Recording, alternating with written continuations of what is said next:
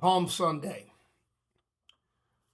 an event that is recorded by all four gospel writers, an event that is central to the idea of Jesus as Messiah, the King in fulfillment of prophecy, entering in to Jerusalem.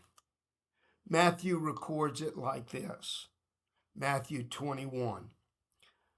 As they approached Jerusalem and came from Bethphage to the Mount of Olives, Jesus sent two disciples, saying to them, "Go to the village ahead of you, and at once you will find a donkey tied there, with her colt by her. Untie them and bring them to me. If anyone asks anything of you, say the Lord needs them, and he will send them right away." Matthew goes on to point out this took place to fulfill what was spoken through the prophet. "Say to daughter Zion, see, your king comes to you, gentle and riding on a donkey and on a colt, the foal of a donkey." The story goes on to tell us that Jesus sent the disciples. They found things just as he said they would be, and that he rode in to Jerusalem to shouts of Hosanna to the Son of David. Blessed is he who comes in the name of the Lord. Hosanna in the highest heaven. Interesting. Jesus enters to claims of his messianic glory, but by the week's end, he is dead. He's been betrayed. He's been betrayed by someone whom he loved and trusted and built into for several years as a disciple.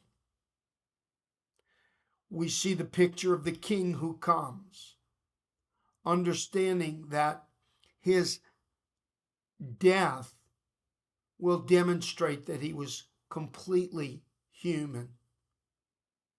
We watch the week go by. We find in Matthew that at a point, Jesus is back in Bethany and he's anointed by a woman with an alabaster vial, and that the disciples are concerned that the money was wasted, but Jesus says, "You don't understand. She's preparing me for burial." Everything culminating in the sacrifice that the Messiah was to make on behalf of his people.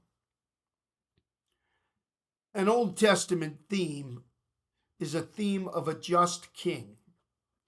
A just king takes what he has and he shares it with the people.